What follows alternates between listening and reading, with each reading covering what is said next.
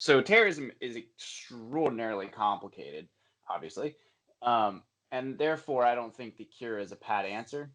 And there's a fascinating video up on YouTube that I show in my presentation. I forget exactly what it's called, but it's basically the endless cycle of violence. And I mean, Jesus talks about this. If you Mm-hmm. take up the sword, you'll die by the sword. The problem is terrorists aren't scared to die in Mm-hmm. most cases. So in their minds, it's worth the sacrifice. And if you try to kill terrorism, you can't, because terrorism is not a person, it's an ideology. And you cannot bomb an idea out of existence. It's impossible. When I look into the face of my enemy, I see my brother. I see my brother. When I look into the face of my enemy, I see my brother. I see my brother. Hey, welcome to the Third Way Podcast, where we discuss the political implications of a Jesus-centered theology. I'm your host, Christopher Whitmer, and on the Skype line from Virginia, Charlottesville, Virginia, I have Titus Kipfer. Good How you morning, doing, and Titus? I'm doing well. Good morning, and may God bless America. That's right. Yeah. Also on the Skype line, but here in this beautiful city of Los Angeles, California, I have my brother, Asher Whitmer. You know, I was listening to the recording of the first 3 episodes, and I realized that, like, Reagan and I did all the talking. And so today, I'm just going to say, like, one-word answers and just be very quiet, let you guys do the talking. Because that He makes says for in- great radio. He says in a 10-sentence paragraph. I'm going to do one-word answers that are only one word long. Anyways. For 10 words. Also on the Skype line, all the way in the Hickory Hills of Tennessee, we've got Reagan Schrock. I all of a sudden Yes. started doubting myself if you're actually in the hills or not. I've never been to your So- area. I grew up with the Smoky Mountains as my backyard, Oh, which my was goodness. pretty awesome. Yeah, that is But pretty now awesome. I live between Knoxville and Chattanooga, so not in the mountains anymore. Ugh. But So it's they're beautiful. not You should come. Hickory. Well, if you go in the Chattanooga. mountains, they are. We should come do an episode in Chattanooga. That's a beautiful city. Yeah. Absolutely. Dude, Yeah, we it's could- actually a really amazing place to live. So We could do a live episode there and invite all 4 of our followers. Great. great idea. It'd be like your 3 wives and my dad, basically. No, I'm just Well, kidding. We there have must more be a followers. 5th, because I saw we had a 5th rating. Oh yeah, I did see that. Thank you guys. By the way, thank you guys for But I thought- rating the podcast. I didn't even tell you guys to do that, and you did that. So Are you if, talking if- about us? Well, no, well, unless it was you guys. That was not me. No, Yeah, I haven't. I wouldn't want to give my honest rating on the podcast. It would hurt the show too much. oh, come on, Titus. I don't know. I think I think I might be building sort of a following out here. One thing that I've started doing is I organized a prayer breakfast for the local political leaders, and I've just been using it to sort of build political connections and try to sort of sway the culture. So, I mean, from that prayer breakfast, I think we're picking up a lot of followers. So have you had any Russian spies attend your prayer breakfast? Absolutely not. It's all about Jesus, you know, and we invite good people, we invite bad people. There might be Russian spies, but we're just here to talk about Jesus and how much he loves the powerful and the rich most, because they can affect the rest of society. So you didn't have a delegation of 60 Russians to your prayer breakfast? Not yet, although, you know, I definitely wouldn't be against that, you know, as long as we can share Jesus with them. So. I get the feeling that Titus and I are the only ones who have seen The Family. No. Yeah, I'm just I trying haven't not seen to it. talk too much. Oh, that's right. Yeah. You've seen it, Asher? I saw the trailer. Is that all there is?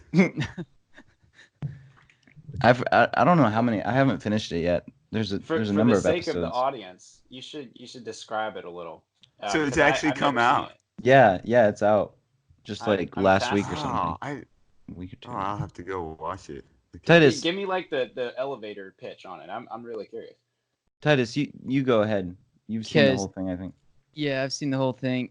It's a documentary series. There's some acting in it also, but it's exploring the organization behind the National Prayer Breakfast. And I think it may have sort of been initiated by a recent situation they had where a Russian spy came to the National Prayer Breakfast and was getting information for Russia.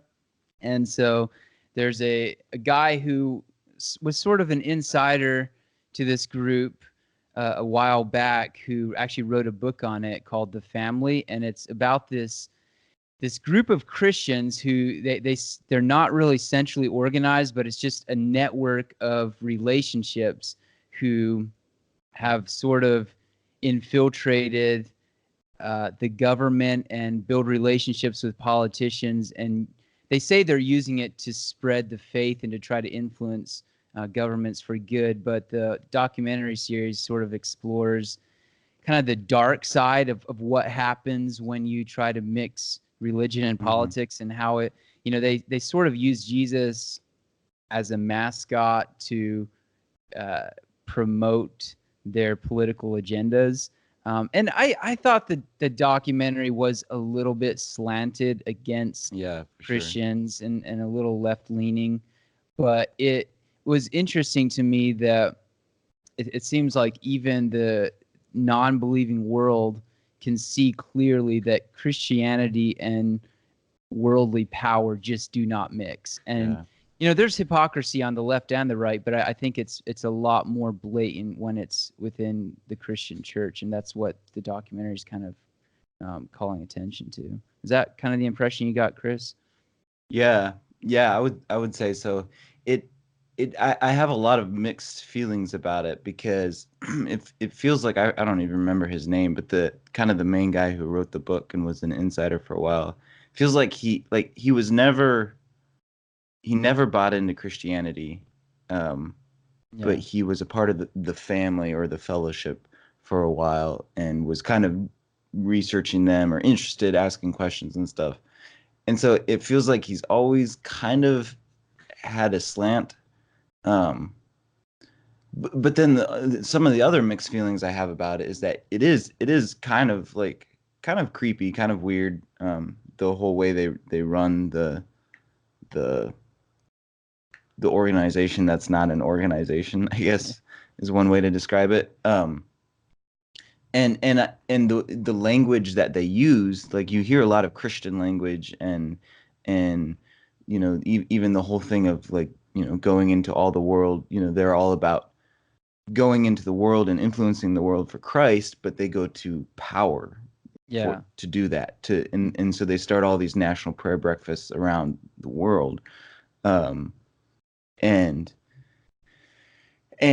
so with the creepiness of it, but then also the mixture of Christian language and Christian practice and stuff, I'm concerned that it's going to give like the idea that anyone who talks like this or uses this language is just as creepy as the family or the fellowship, or just as secretive or just as power hungry, when that's not the reality. Like there's some of us who talk about, Jesus plus nothing is a big thing that they use. I mean, I could, not 100, I see some problems with that phrase, but I understand the sentiment behind it.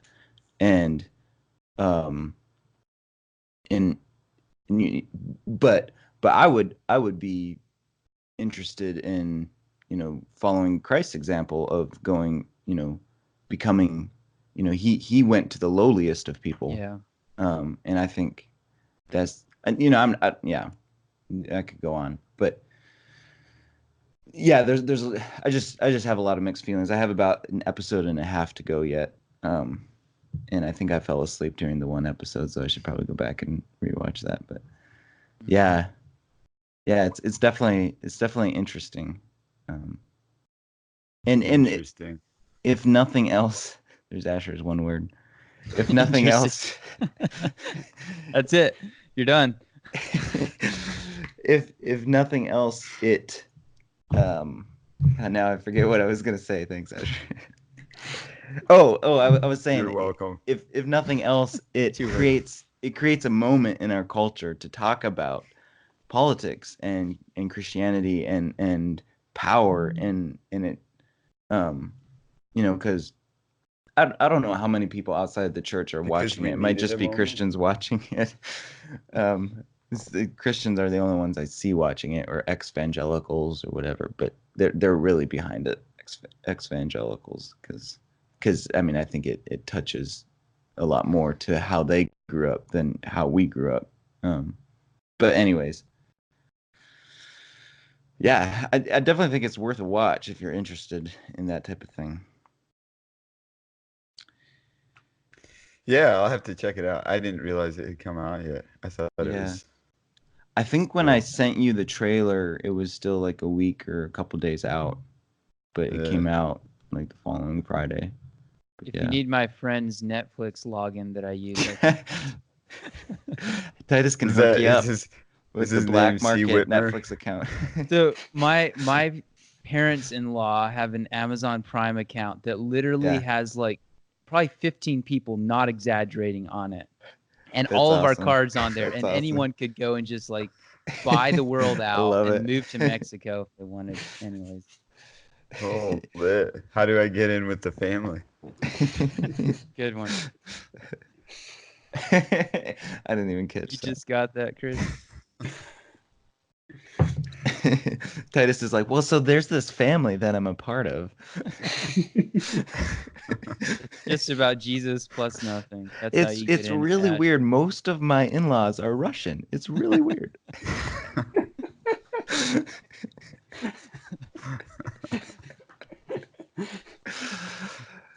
Oh, they weren't there 5 years ago, but now they're all Russian. It's weird. It's really weird.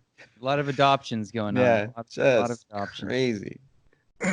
Anyways, okay, enough with our cynicism. Christopher. Yeah. Where are they rushing? Where are they rushing to? Okay. Couldn't even deliver the joke. You're gonna have to edit that joke out. I don't want that joke associated with our brand. I know you're a dad, Asher, but I mean, come on. Oh, come on. He couldn't even deliver it. He was already laughing so hard. Oh, well, you got to give some grace, because I'm still like sleeping in half my brain. So yeah, it's 7:40 out here. So we've got a lot of tracks to make actually in the next hour and a half. Anyways, yeah, we've got Oh, go ahead. I was just gonna ask, what are we talking about today? Can't even start the show. I said that we should try to add some humor. I didn't mean we should get into a teenage giggling fit. All right, guys, rein it in. Oh, wow. No comment. Well, we're not at 54 there. minutes yet, so we got to keep going. Asher's, sorry to all my relevant podcast fans. Yes. 54 minutes until. Well, that's the fifth. That's the best part. I sometimes skip the interview. Are you serious? Like once or twice. Well, we've got a great podcast ahead of us here. We're going to be talking about the terrorism and the cure for terrorism, and what we believe as Christians, as people who are committed to centering our theology around Jesus and his teachings, and especially talking about his teachings of radical love and loving our enemies. We we just want to kind of discuss and talk about what that looks like when you have international terrorism going on in an age and day when there's, all across the globe, in the Middle East, in Europe, in North America, in Asia. How are Christians supposed to respond to terrorism? Is it something that we just check out of? Is it something that we just let the government take care of? What's the appropriate response?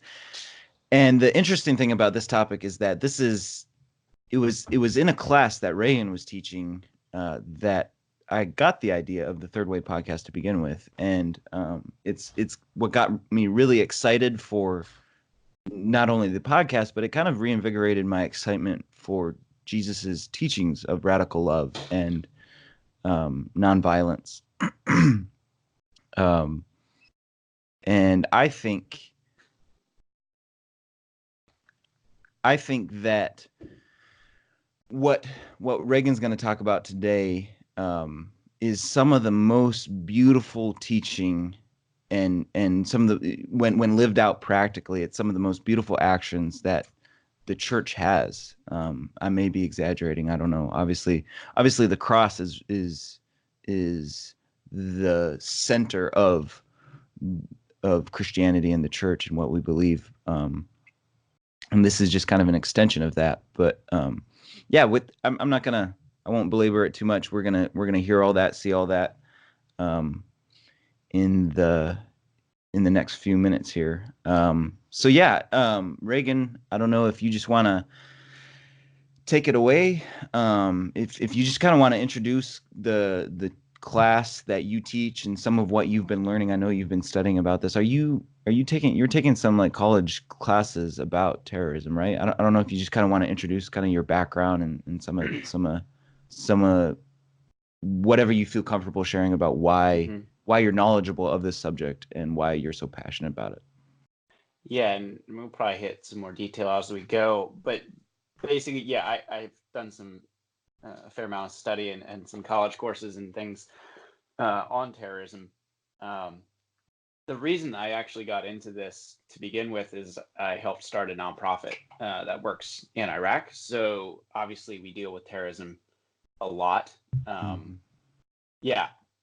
it's interesting. I had it all nicely figured out in my little box, and then you go to a place like Iraq, and it just wrecks all of your opinions pretty quickly. So I think in a way I've been able to learn a lot, and hopefully share some of that and how it actually works with what we believe. Because a lot of people will say, oh, what you believe works in your nice little comfortable American dream, but does it actually work in the hardest places in the world? And I've become a firm believer in that. Yes, it does. And I don't say that lightly. It's not what we're going to be doing in this is not pie in the sky theoretical, whatever, but it's actually real. This is real stuff. So I want that to be, if people are listening saying, oh, he has no idea what he's talking about. I don't know that much, but I know a lot of our teams on the ground would have some firsthand experience for sure. That's a little bit of the background.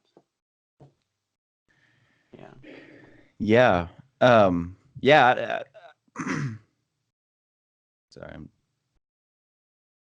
trying to figure out how to throw it back in your court. How far back do you want me to go? Terrorism, we could be here all day. Do your class maybe, because I love that overview and kind of some of the history of terrorism and where modern day terrorism has come from. It would be interesting to cover some of like our domestic terrorism, but I don't know that would necessarily have to be in this episode. Because it's probably a little. I don't. If you have information, if you have anything off the top of your head about that, go ahead and add that in. How does that sound? Yeah, that sounds really good. Yeah. So generally, where I start the class is just with the simple question: what is terrorism? Mhm. What is terrorism? And then the big one that I never really thought of, but does terrorism actually work? Is it, Hmm. and Yeah. why or why Yeah. not? Yeah. And a lot of it's because I remember, when ISIS was a really big thing, you would have two camps. People were saying, "Oh, this is horrific," and all this horrible Mhm. stuff, and then you'd have this other camp that was laughing them off, like, because I think it was because they were so terrified. They're like, "Oh, they're a bunch of idiots, and it's nothing, just, they're a bunch of crazy dudes." Mhm. And neither of those is right. They had a very intentional, deliberate, Mhm. very intelligent agenda that they wanted to accomplish, and we often just write these kind of groups off and just say, "Oh, they're a Mhm. bunch of idiots." That's not realistic. Mhm. And if we're going to have an adequate response, we need to understand Mhm. what's actually going on here, and then how does what Jesus teach actually work Mhm. in these situations.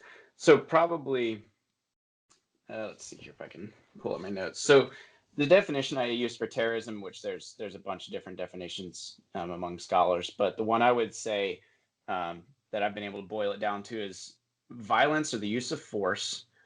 Um, it's inherently political, and it's Mhm. about achieving a fundamental political aim of some kind.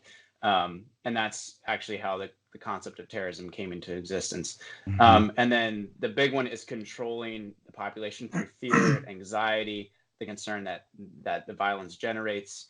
And then Mhm. the last thing is just using that threat of further violence or still more violence to manipulate a population or a government to do what you want them to do. So it's actually kind of makes sense. Like if Mhm. I wasn't a believer in Jesus and Mhm. I lived in a government that was dysfunctional and corrupt, you would be very tempted to resort to extreme measures to get their Mhm. attention and say, this Yeah. has got to change. Let's Yeah. go blow something up. Let's burn down a government building. Really, you could say those are all acts of terrorism. Mhm. They're using violence, fear to Mhm. achieve a political aim. And Now, it's interesting, though. Oh, go ahead. well, I was just gonna say you see some of that in our politics today, Hmm. like not quite to the extreme yet, but you see people trying to get the government's attention by, violent protest or, Occupy Wall Street back in, 2010 or whatever, like similar things like that happening. It's kind of an act of desperation in many ways. Hmm. Yeah, and when you talk to some of these guys that were terrorists and aren't anymore, or whatever, they'll use phrases like that. Well, our backs were against the wall. Hmm. We didn't have Hmm. another choice, so we had to resort to this, horrific. Yeah, and they'll say, I mean, yeah, it was terrible. It was horrible things that we did, but it was worth it. The Hmm. greater good was worth it in their minds.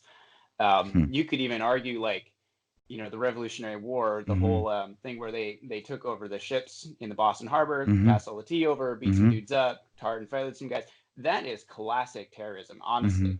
Hmm. Now, we never think of it that way because it was our country, but the Right. British on their side was saying, "Oh yeah, this is these horrible," which the term hadn't been invented at that point, Hmm. but these terrible rebels, doing these terror acts. Got Honestly, it's the America same good. thing. Titus. Yeah, that's right. That's how I forgot. But yeah, good point. So Erica. probably what I'll do is hit a little bit of some. 2 words, Ashley. Yeah, yeah. But terrorism actually originally was a positive word. Um, Hmm. it was invented. It came out of the French Revolution, the whole classic, Oh. reign of Hmm. terror, where Hmm. they were over purging society of all these evil people, and it was actually a positive thing. But over time, and over the last 150 years, it's become something that has a very negative connotation. Um, but honestly, like, terrorism has been around since the beginning of the world. I mean, Jesus Hmm. was a victim of terrorism. When Herod came through and massacred all those people, classic Yeah. terrorism, and they fled. And Jesus grew up first couple of years of his life as a refugee Hmm. living in Egypt. Wow. We kind of Boom. forget that, honestly. Yeah. So I don't know if I did it in that class that you're in, Chris, but I tell that story. I'll tell a story. Yeah, back in history, Wow. there was this Palestinian family, and an evil dictator came through, massacred the children of the village, for political means, and they had to flee in the middle of the night, and they lived in Egypt and grew up there. Now, who was that?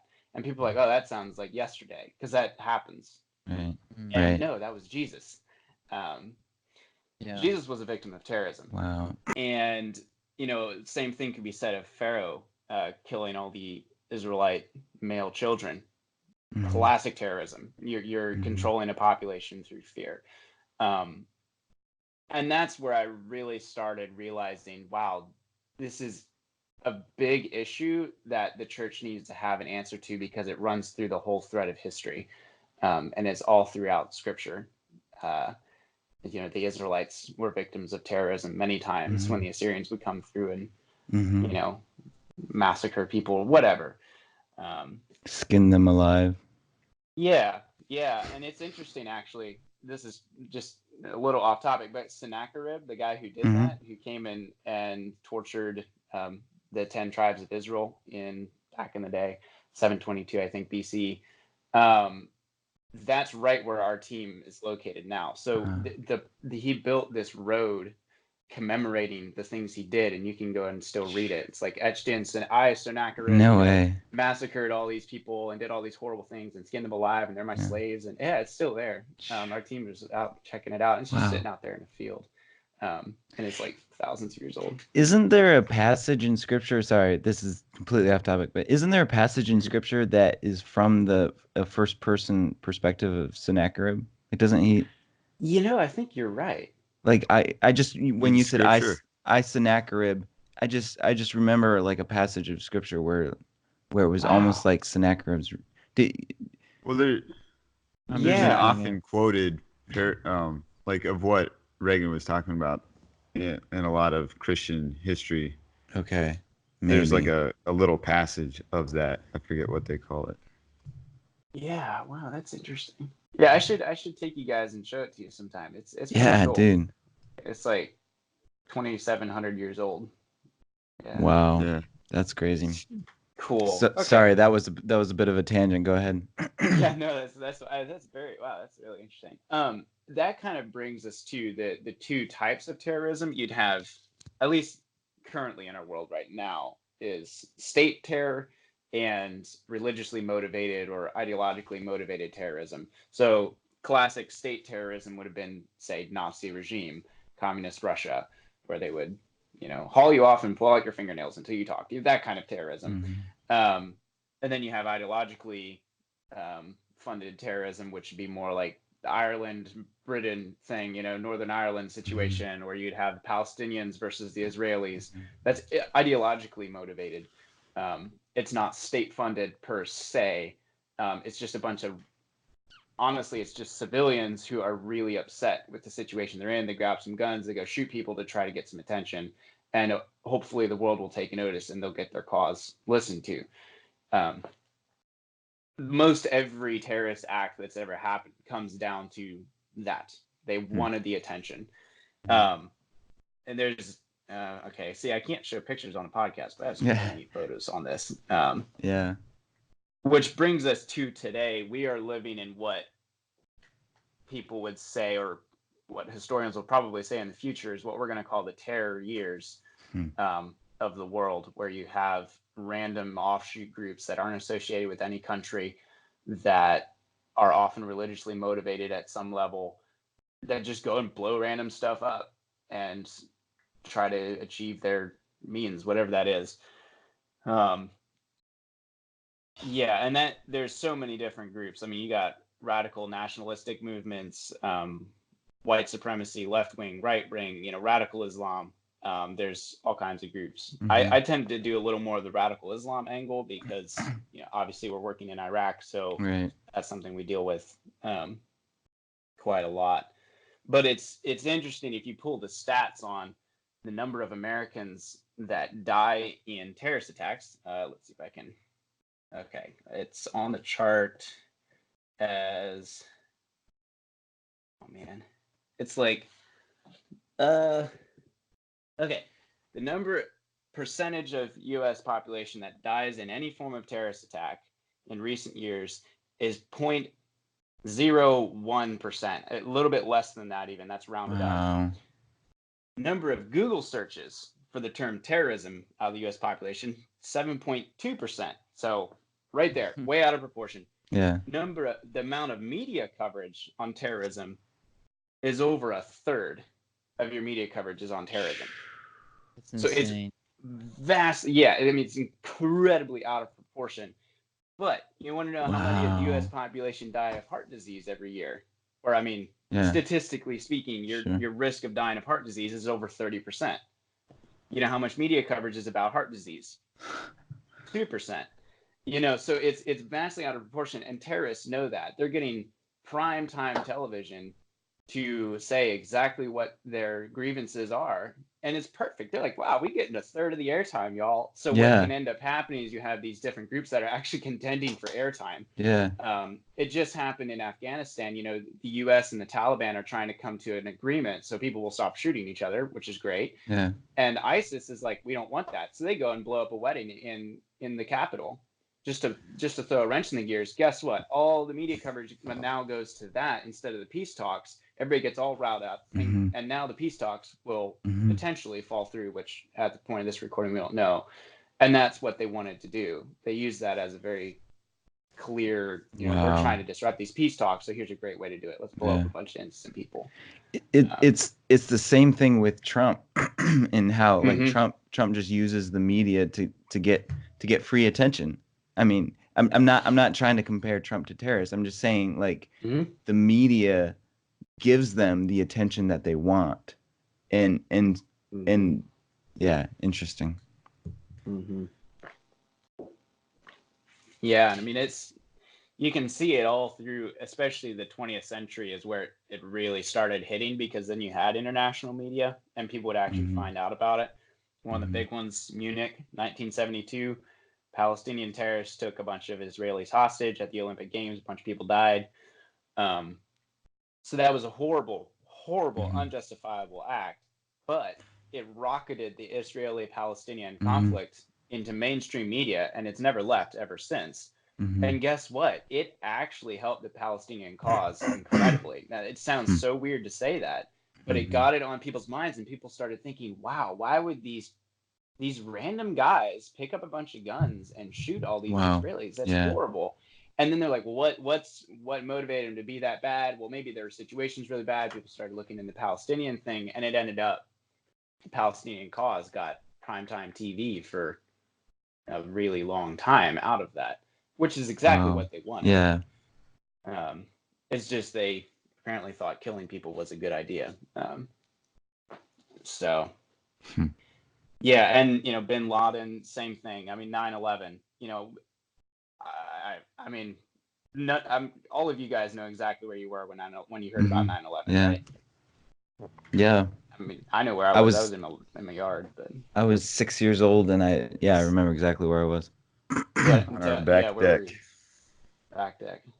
I was in the toy room, and I came out, and Mom was on the phone talking to someone. I think someone had called her, someone who has a TV, because we didn't have a TV, and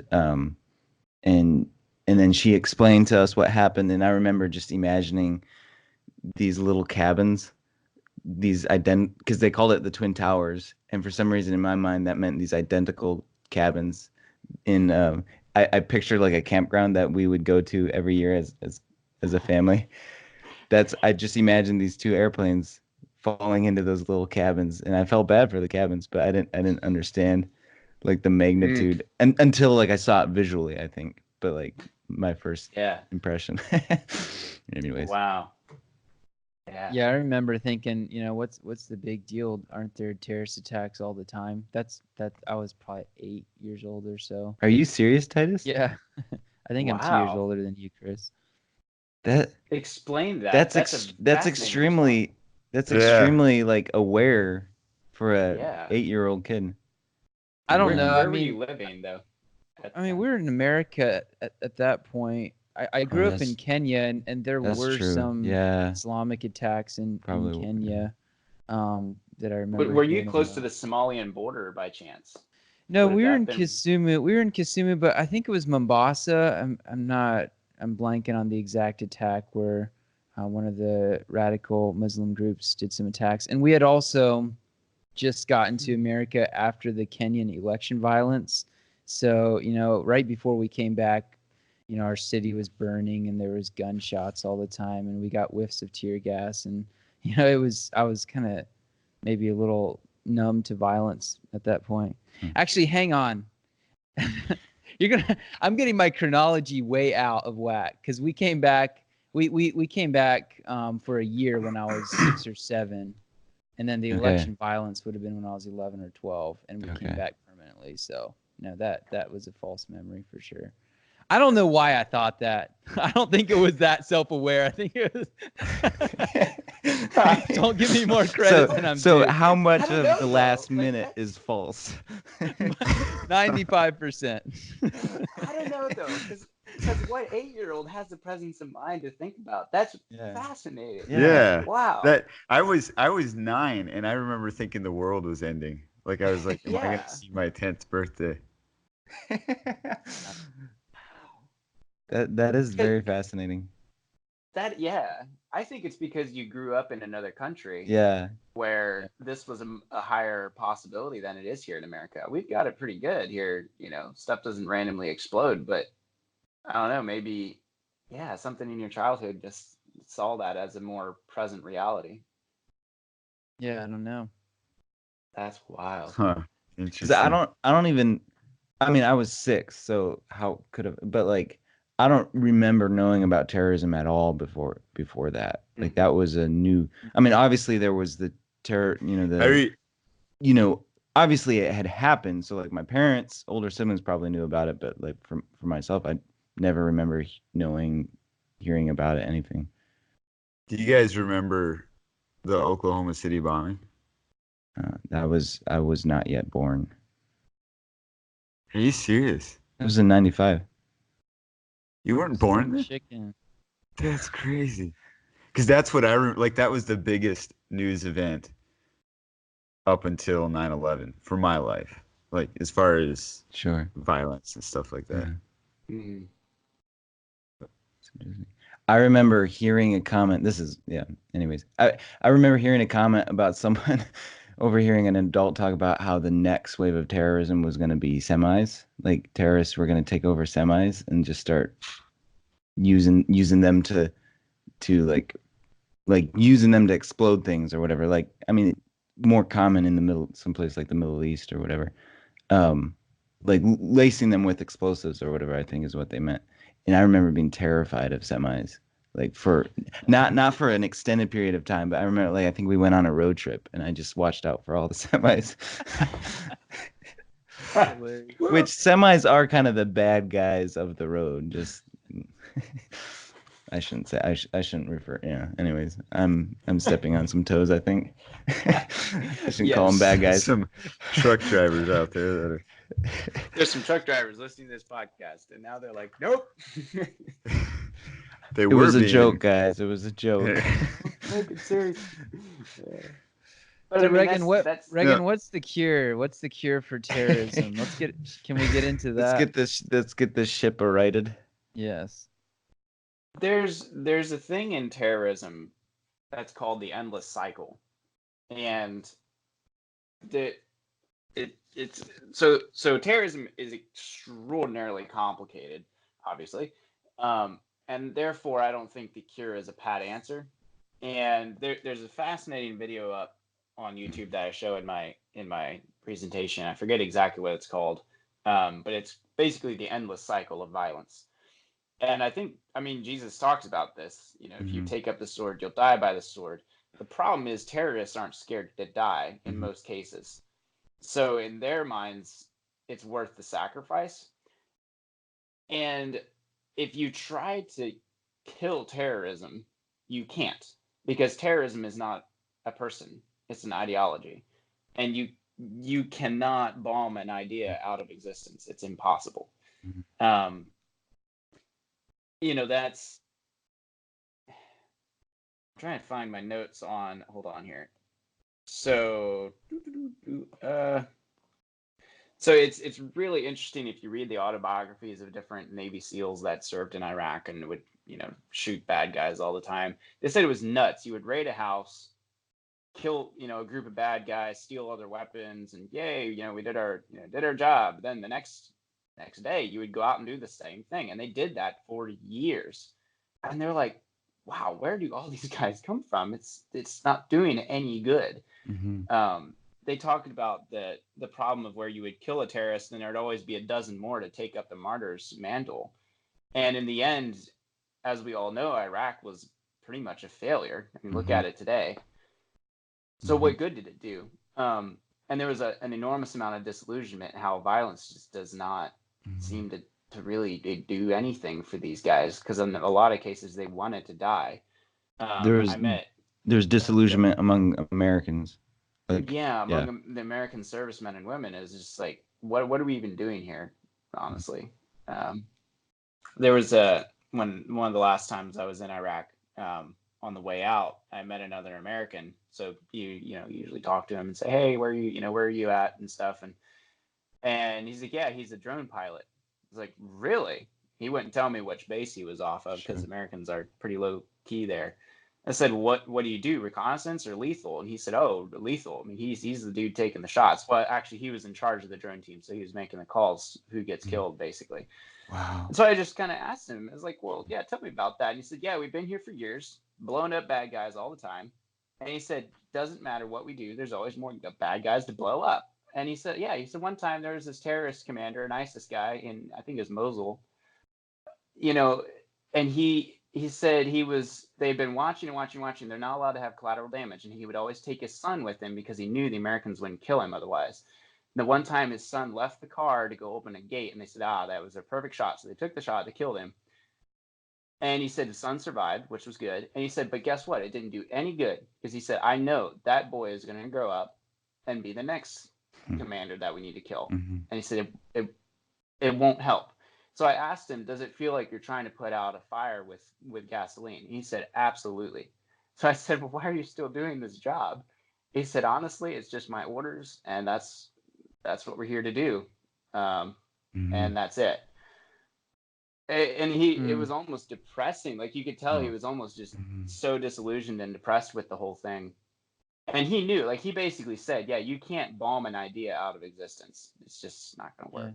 It's kind of like the early church father who said that the blood of the martyrs is the seed of the church. And you could almost say that the blood of radical Muslims is the seed of terrorism. It almost seems like it's a principle that applies to different ideologies in the same way. Yeah. That's kind of what I was thinking about, how, we often talk about how the more persecuted the church is, the more it grows. And I think there is something to that I think, when people see martyrdom, it inspires them and it makes them wonder, like, what's going on here? And so then they meet Jesus or whatever. But I think it's maybe a little bit of just that whole thing of, you can't bomb an ideology out of existence, because the same thing happens with, on the other side of the coin, with terrorism, with, they see when other Muslims or whoever see that people are dying for a cause, that inspires them, and they want to be a part of that. Yeah, the way I have it summed up here in my notes is basically, terrorism is about an ideal, an ambiguous enemy that threatens the values a particular group's believes is paramount. This is how terrorists are able to recruit so many believers to their agenda. Terrorism is a strangely bonding experience, a community of, quote, holy warriors heroically defending all they know and care about against a vastly more powerful, evil enemy. That's their point of view, and they're willing to die for that. And if someone dies in that cause, you've just created a martyr. And now his son is going to step up, or his brother, or his neighbor. And it will go on forever. And that's what we saw in Syria. It just spiraled out of control. It started with protests, and I think when I was there, or at the border, they wouldn't let me through. In 2016, they said there was over 1,500 militias fighting it out in there. 1,500. 1,500. 1,500 militias, and each one had anywhere from maybe a small unit of guys to tens of thousands of fighters. One guy would die, and then another guy would take his place. So I think going back to, what do we actually say is the cure? I strongly feel violence is not the answer. I mean, obviously, Jesus talks about that, and I think Jesus is right. He tends to be, so. Usually is. Yeah, he usually is. He is God after all. I think the battle is lost though in the next generation, in the children. And if you're brainwashed into that, and that's what you believe, that you are a victim and you need to fight to stay alive, that's enormously motivating. Yeah. If you feel that you're defending your family or your faith. Are you saying that generally the battle is lost in the children, or that specifically this generation of children the battle is lost? I think in general, actually, because you grow up with that mindset, and when you're older, 18 or whatever, you want something to live for, so that's something that's worth committing to. Some guy in Afghanistan, I'm not sure how accurate this quote is, but some warlord told an American soldier at one point, he said, "You wonder why we're so willing to die, but it's because you fail to realize we have nothing to live for." Wow. You go over there, there's nothing there. I mean, everything's bombed into oblivion. It's desert. There's very little to live for. So of course you're going to take up a mantle of a holy warrior because it gives your life a purpose. Yeah. So going back to the cure, it's changing the ideology and giving them something that's actually worth living for, because they don't have that right now. So what are some of the things that your organization does over there to try to attack the ideology with love rather than bombs? Yeah, it's it's hard. It's really hard.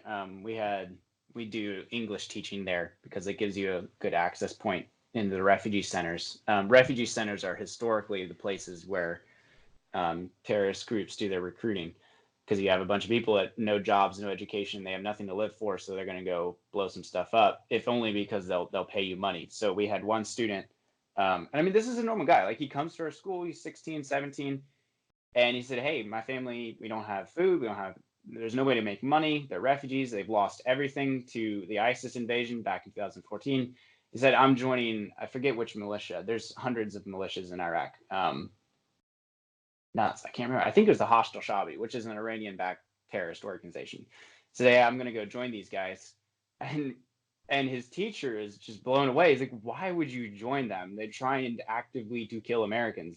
They're bad people. I mean, we're your friends." And he said, "Hey, they pay $200 a month. I don't have a choice. I mean, I gotta get a job, provide for my family." Wow. And that's not unusual at all.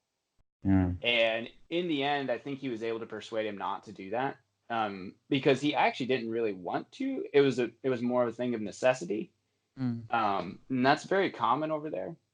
So the thinking is, if you can give them real skills to go get a job, just the fact of getting a job is a huge, huge step to keep them out of terrorism. They don't have a word or a concept of forgiveness. It isn't there. So if you can teach them, you can just live a normal life. You can forgive. You can let this stuff go. You don't have to live out of revenge. It blows their minds. They're just like, "Wait, I can do that? I don't have to live out of hatred." It's like that concept's not even there. So it's a very slow battle, especially getting them while they're younger. Say, "Hey, you can choose to love. You don't." So we don't know where these guys are going to end up. But right now, the only path in front of them is hatred and violence. So if we can at least show them there is another option, there is another path, and it's called love, it's called forgiveness, it's called, going to school and getting a job.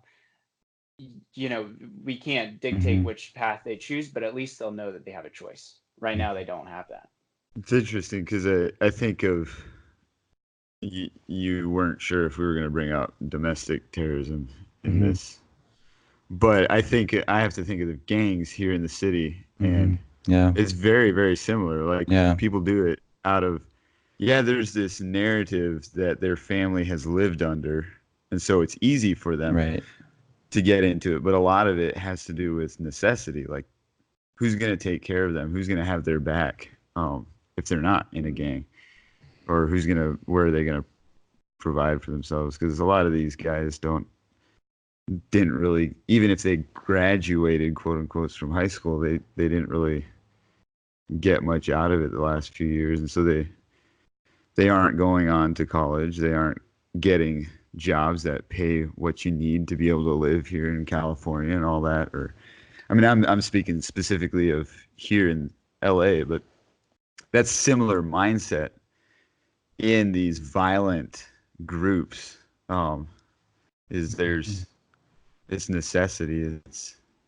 And I wonder, Reagan, do you know, is it, so as long as Americans are trying to conquer terrorism with more violence, that feeds the narrative of these terror groups being victims and they have to defend themselves. And how much would it flip the whole story if they started seeing people die for their faith, or like where others were willing to die? Yeah. Like, have you seen or heard how that plays out in someone's life? Yeah. Oh, yeah, absolutely. There's so many stories of ISIS soldiers coming to Jesus. This isn't stuff we talk about publicly a whole lot, so not, no details. But yeah, you'll have guys that were in Mosul, recruited to be a guard or a soldier or whatever, and someone randomly gives them a Bible, or they're like, this isn't working, and they become believers because they know this is not the right way. And they do often, obviously, they lay down their lives for that. And that has a huge effect on the population. If anything, just to show people you have a choice, you have another option in front of you, because oftentimes they just don't think that they do. They feel like they're locked in. Yeah, and what you said about gangs, I would say, yeah, I see many, many parallels between the two. Feels like the ideology and the motives actually seem very similar. Obviously, the religious belief aspect is going to be quite a bit different, and gangs don't tend to be political, at least not on a large scale, like a terrorist group, but the way they operate is eerily similar. Yeah. It's terrifying. Well, I remember you talking about just kind of going over ISIS and some of, the icons and the colors, that, and the brotherhood of it all. And I mean, it's very similar. They have a banner that they fly. They have a motto that they live under. They have a brotherhood, and they're at the end of the day, they're a bunch of young guys. I mean, the recruits are a bunch of young guys who just want to do something, like you were saying, something exciting, something meaningful. They want to blow things up, which, I mean, that's a really crude way to put it, but like, yeah, the appeal is very similar. Yeah. One thing and that's go ahead. One thing that I think I remember you saying, Reagan, is the fact that most of your staff are Anabaptists helps you to be able to share the gospel with Muslims more effectively. Could you speak to that a little bit? Yeah.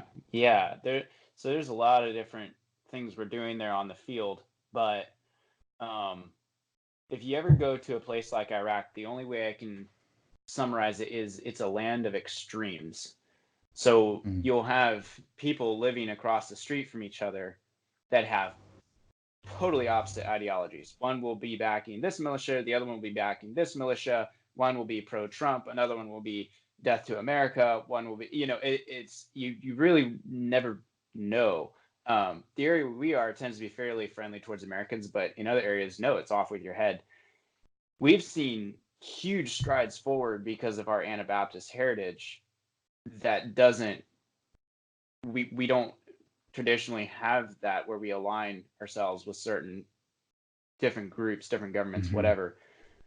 And we've been able to tell these people, oh, the Americans did this horrible thing to me, or oh, Saddam did this horrible thing to me. And we can say, all through our history, all the way back to where the Anabaptists first started, our group has never taken up arms against people. We've never been involved in any of these conflicts. We were not in any way responsible for that plane that flew over and killed your family. And those things are horrible. And it's such a free position to hold.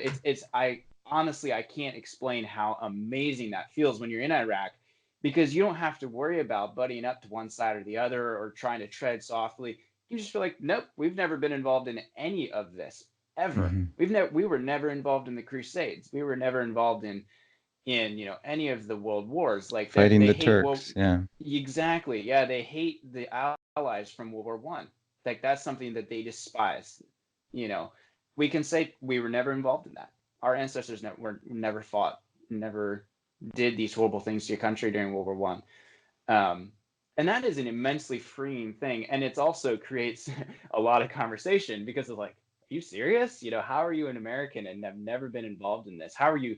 This is really sad. But they say, how can you say you were a Christian and never were involved in these things? Because in their minds, the military is Christian, which is unfortunately very true. A lot of the soldiers would say that they adhere to the Protestant line of Christianity. And they know, the locals are not stupid. They figure that out pretty fast. And we can say, nope, in fact, those Protestants killed our ancestors because we wouldn't fight. Which really throws them for a tailspin. Oh my, that's hilarious. When you say, oh yeah, that line of Christianity, yeah, they killed our ancestors too. They're like, no way. Wow. They're like, tell me more. You guys are weird. And it's opened a lot of doors, because these people have been massacred for their faith. And they were historically non-resistant, the people group we're targeting. And we can say, yep, we know what that's like. So I can imagine why. I know that there's some people listening that don't come from an Anabaptist heritage, and they can't necessarily say that exactly. They can't use that line. What is your recommendation for the church at large, knowing that either they come from a denomination or from a broader evangelical system that would have been a lot more friendly towards that, friendly towards the idea of violence against radical Islam or whatever. Do you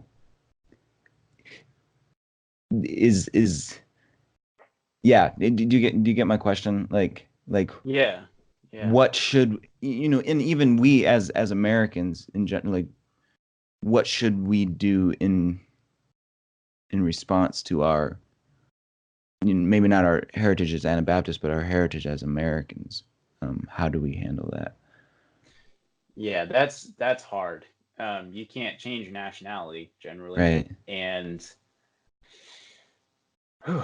yeah, it's once you've lived there long enough, people figure it out and say, oh, you're not like what we thought.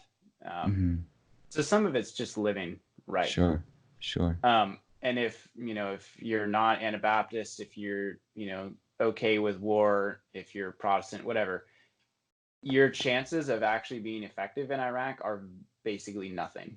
You won't be able to, because you'll go in there and say, oh yeah, well, I voted for Bush and he came in and absolutely destroyed your country. Yep, I voted for that. I was in favor of that. How in the world are you going to work with these people? They're going to hate you just for that. And your message is completely irrelevant. They're never going to listen to you. Or, oh, I voted for Trump and I was so excited when he said, yeah, we're going to bomb the, out of these people. And I was glad for that. And I voted for that. Or, I voted for Obama and yeah, he came and blew up all them ISIS guys. And I'm, really glad for, because he did, all these things.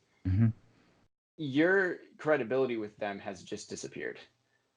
And I don't see how you could reach these people if you were so entangled with that and actually thought those were real solutions. I mean, yeah, I'm not saying it's impossible. I mean, God can work through that just fine, I'm sure. It's going to be really hard though.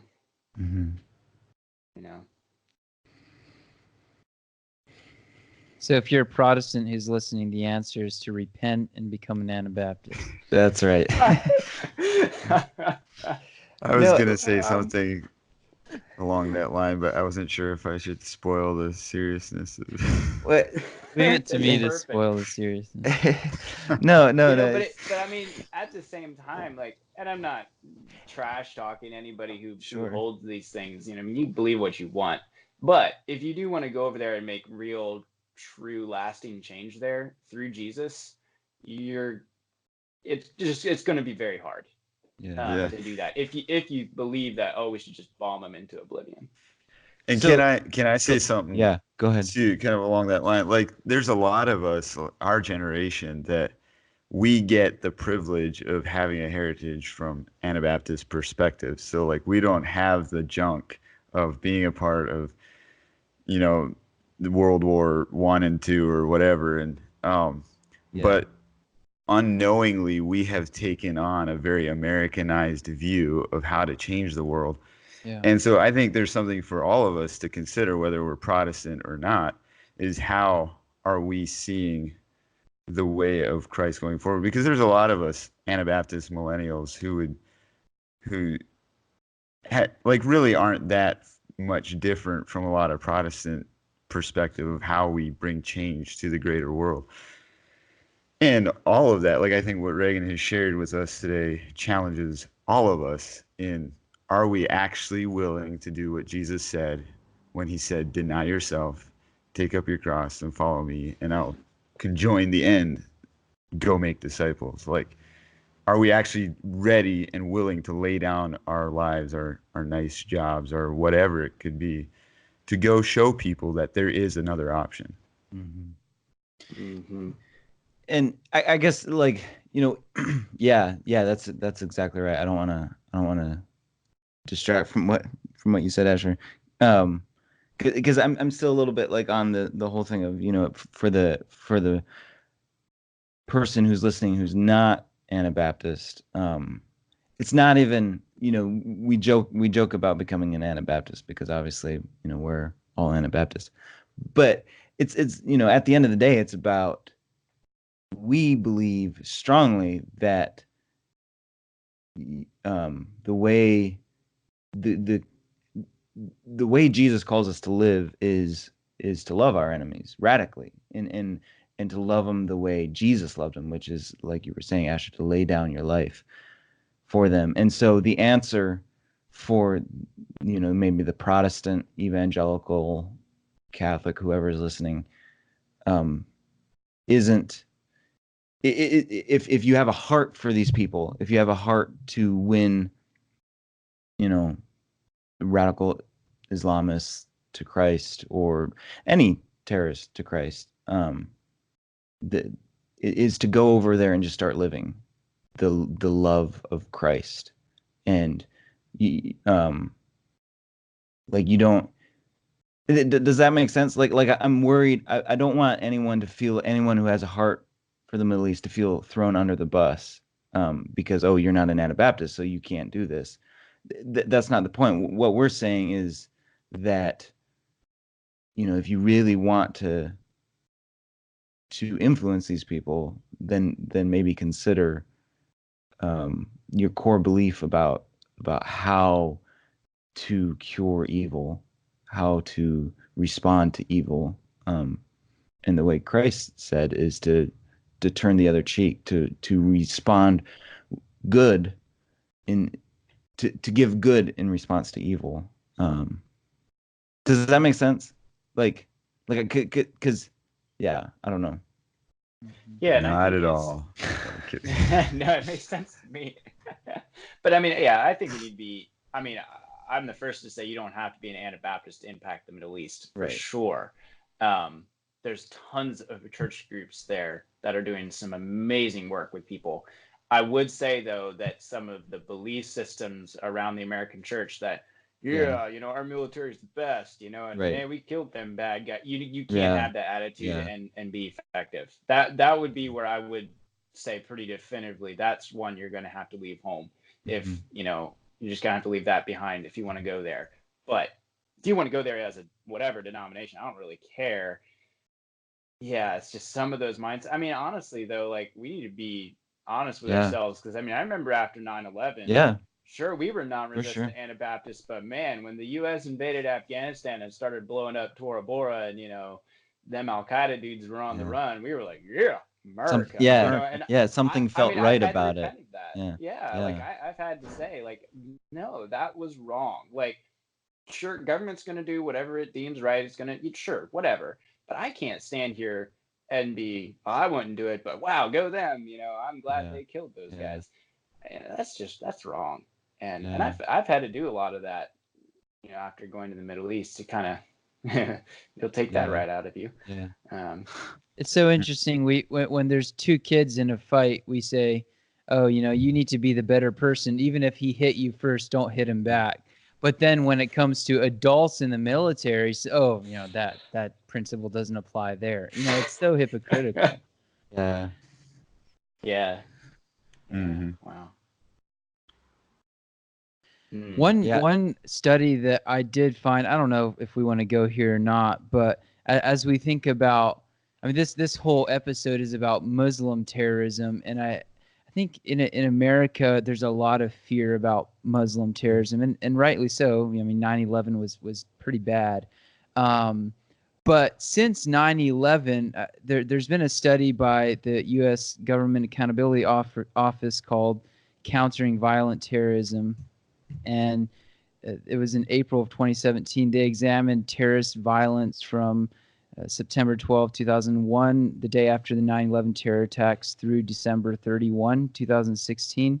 And it found 85 deadly attacks in the U.S. by violent extremists. And among those incidents, far-right violent extremist groups were responsible for 62 of them. So 73% of terrorist attacks since 9/11 were by far-right groups such as white nationalists. And radical Islamic extremists were responsible for 23 of those incidents, which is 27%. So, and of course we have to consider 9/11. We can't just say, oh, let's find the studies since then. But it certainly seems like if there's a problem in America, white nationalism is the rising threat to our safety. But it's so easy to forget that because, hey, they're white also. They look like me, surely they're not the threat. But just to say that, I don't want this episode to promote more fear and more of this kind of mindset that, oh, Muslims are a threat. And if I see them walking around in a headscarf, I need to run. Because if you look at the stats, if white nationalism is actually more of a threat to your physical safety in the last while than Muslim radicals. Titus, can you go over those statistics again? Just the comparison. Yeah, so there's been 85 terrorist attacks since 9/11. 73% of those were by far-right violent extremist groups such as white nationalists. 23 of them, which is 27%, were Muslim radicals. That's a study by the U.S. Government Accountability Office called Countering Violent Terrorism. What do they define as terrorism? Do you know? Like mass shootings? I don't know. Okay. I'm not sure how they define that. That's interesting. Yeah, no, that's very true. If you live in America, your chances of being killed by another terrorist group that's not religiously motivated is actually very high in comparison. Yeah, that's something that needs to be said more. It really does. I don't know if I want to get into this, but can we talk about the chances of terrorists coming through the southern border? Like, oh boy, the idea of no, like, well, it's pretty low now that there's a wall going up. I mean, true. No, I just like I'm There's not a wall? educated about it. I'm not educated Nice. about it at all. I shouldn't say at all. I've read a Fulfill little bit us about in.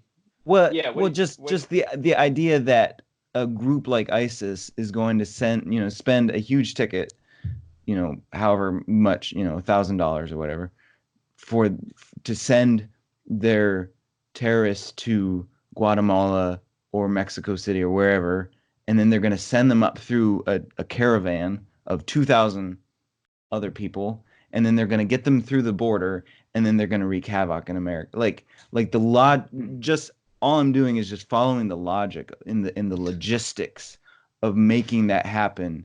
And ISIS and Al Qaeda have been way more effective using other methods and other routes. Now, granted, they did do that. They didn't do that specifically, but they have infiltrated, airplanes and whatever. They've done that in the past, so they have been effective like that. But I'm just saying, like, I don't think our worries are at the southern border, but it would be interesting to hear a professional talk about that. That's just I'm not a professional, but I could talk about it. Yeah. Well, that's just like I don't have any stats. I don't have any research. I've read a little bit about it, and that's about it. So if you want to look historically, border crossing areas are always a key point for terrorist groups. Sure. So if you have weak borders, and I'm going to sound like a Trump guy here, but if you have weak borders, it does open up that possibility. And I do know Syrians actually have. I have a friend that lives in Costa Rica, and he said, you'd be amazed how many Middle Eastern people have come to his country. Really? It absolutely blows his mind. Yeah, he said they'll often smuggle over into Colombia, somehow make their way up through Costa Rica and on up, trying to get through the border. He said, really? Now, I mean, we're not talking, tens of thousands, but we are talking hundreds, if not thousands of people. I know they've caught Syrian people at the Texas border near El Paso. Okay. Now, all that to say, probably 100%, maybe 99% of those are civilians that are saying this is our only shot and we're going to take it, and we're just trying to get away from a war. And to think that Al Qaeda or ISIS might use that, it seems like a real stretch to me. Honestly, ISIS has hundreds of U.S. citizens that have American passports that live over there in Syria right now. Right. All they'd have to do is just hop on a plane and fly in. I mean, it would be easy.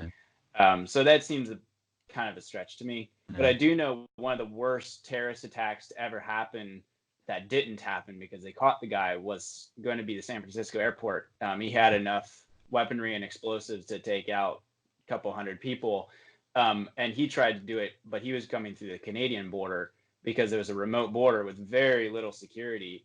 And he was basically able to just walk right in, and some random security guard noticed he was kind of nervous and said, hey, kind of started questioning him a little bit. And they actually caught him and saved a lot of lives. Wow. So what am I saying? I don't know the answer to that question. If we're coming at it from a worldly humanistic standpoint, sure, you could make that argument. The argument that you can make the argument that people are that you shouldn't let it, that maybe they would come through the border and we need to do everything we can to keep that from happening. You could make that. I'm not sure if it's right or not, but that's not. That has completely derailed me. That has just ruined the show. I'm trying not to.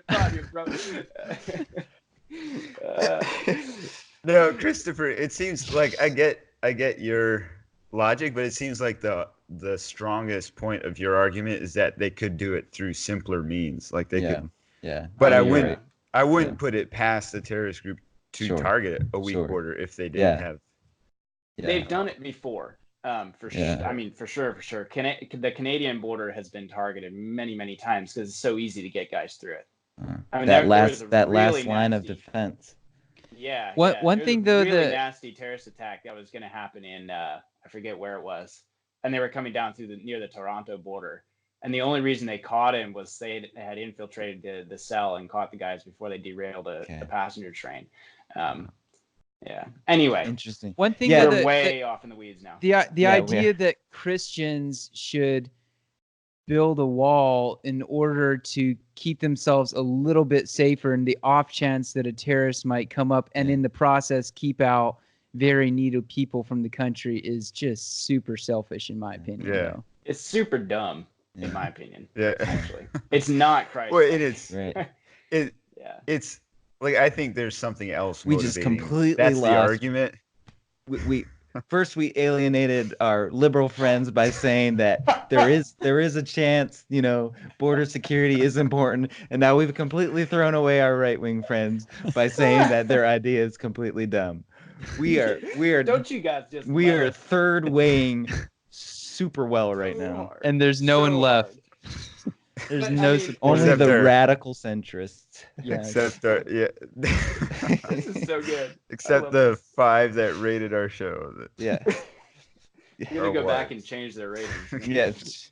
But I mean, I will say, like, one of the reasons Iraq is in such a really bad spot is because their border with Syria was not strong, and there were tens of thousands of terrorists that basically just walked in, and then sat there in the country, just kind of building up their network, and that was how ISIS started. Actually, they took a couple of years, like 6 years or whatever, to kind of build their networks, get their weapons, and then boom, and everybody was like, "Where'd these guys come from?" Yeah. Well, that's actually how it happened. Yeah. They fly into Syria, then just literally just walk right across. And then we all know what happened. They took Mosul and killed a bunch of people and stuff. But what am I saying? Does that mean, Iraq should have had a big wall? And I mean, it seems kind of dumb, but Well, I don't know.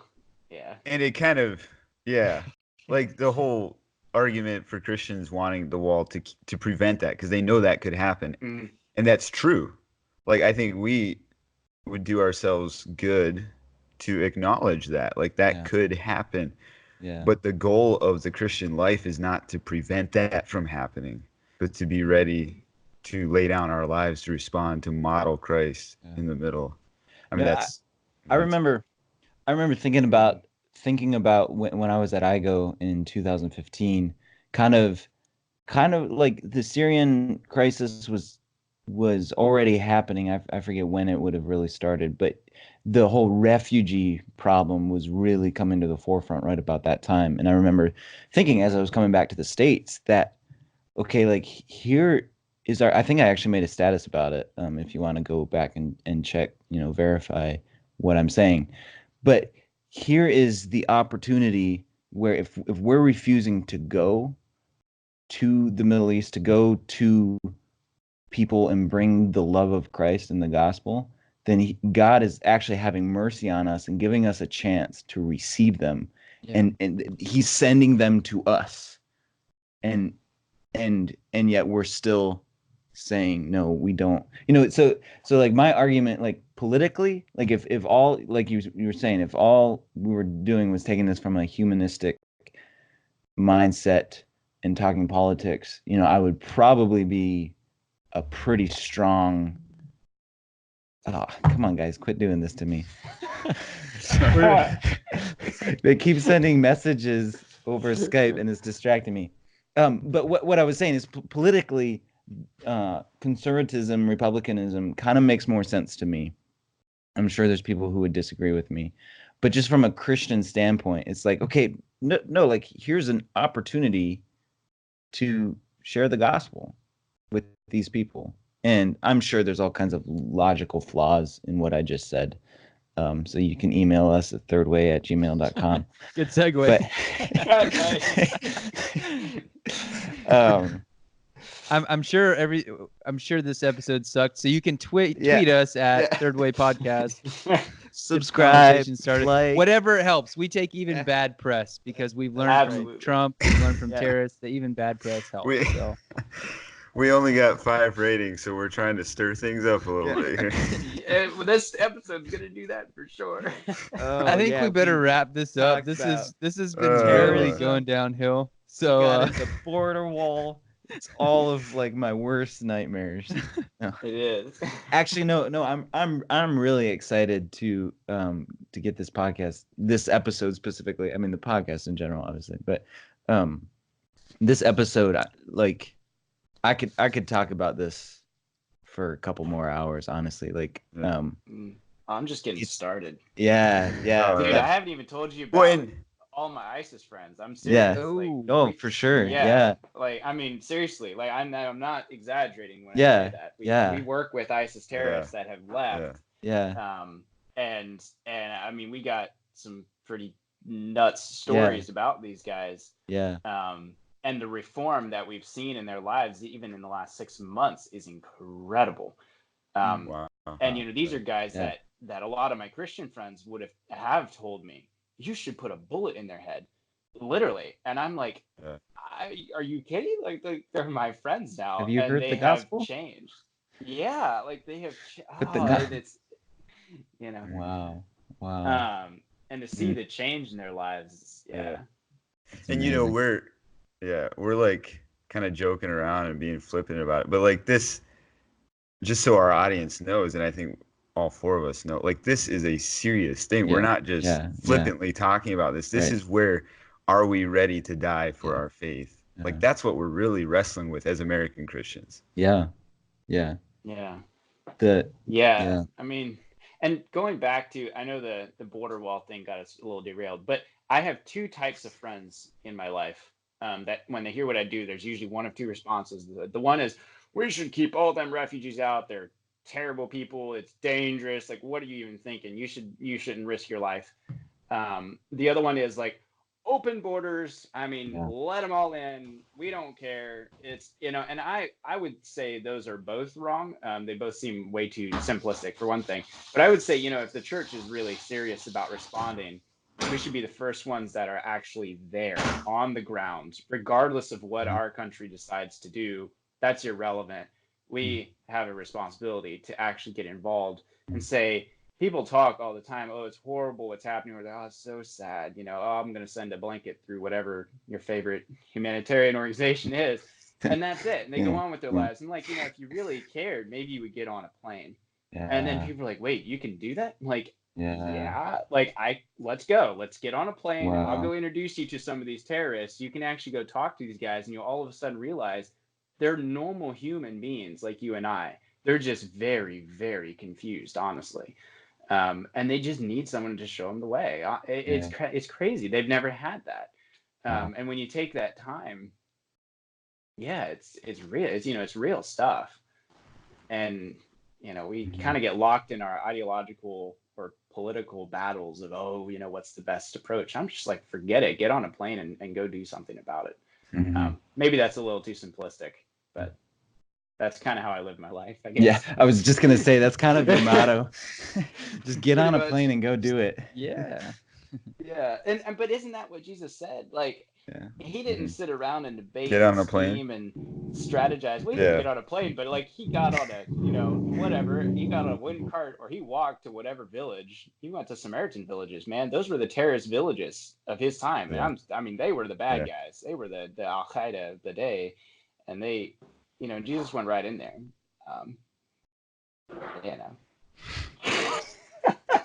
Well, I keep sending them Skype messages about the pain in my bladder. So if we hear them randomly laughing for no reason, that's why.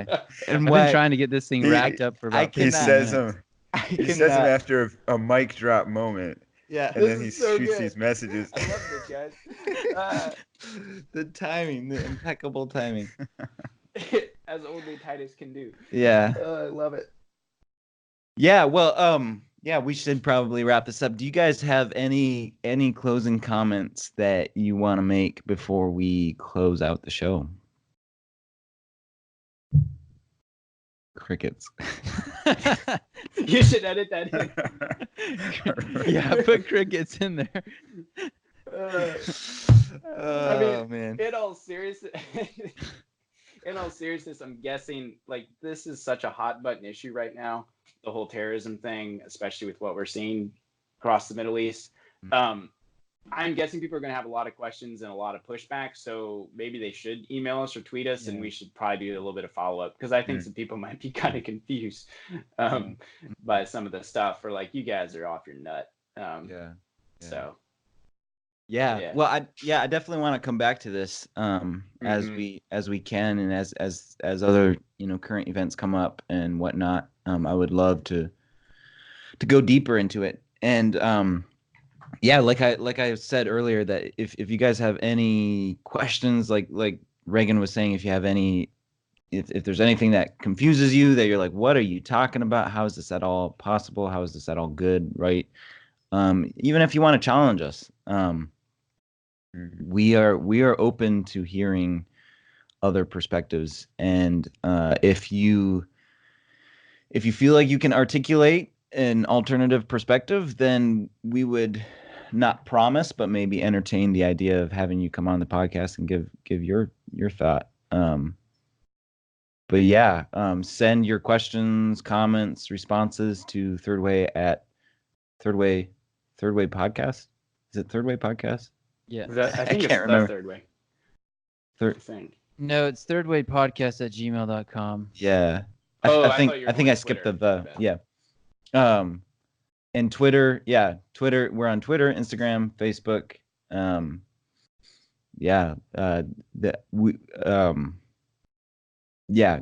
Go like those pages. I lost my train of thought.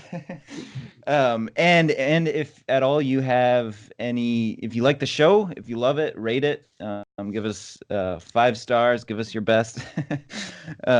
If you want to review it, if you have thoughts and you want to review it, that would be great. It really helps. If you don't like the show, then just go talk to your friends about it. Don't review it. I'm just kidding. I mean, not really, but I'm so bad at this. Anyways, give us a 1 star, then we know where we stand. Yeah, it really does. It really does make a difference when you guys subscribe and write reviews and rate the podcast. So, thanks so much for listening. Thanks for tagging along with us in all of our craziness. And trying not to say something cheesy. And the plane comes in for landing. I can't land this plane. I can't. You could crash the plane. Just crash and burn. Okay. Titus, you want to sing us out? When I Look into the face of my enemy, I see my brother. When I look into the face of my enemy, I see my brother. I see you now. When I look into the face, I see you now. I see you now. I see my brother. I see my sister. I see my father. I see my mother. When I look into the face of my enemy, I see my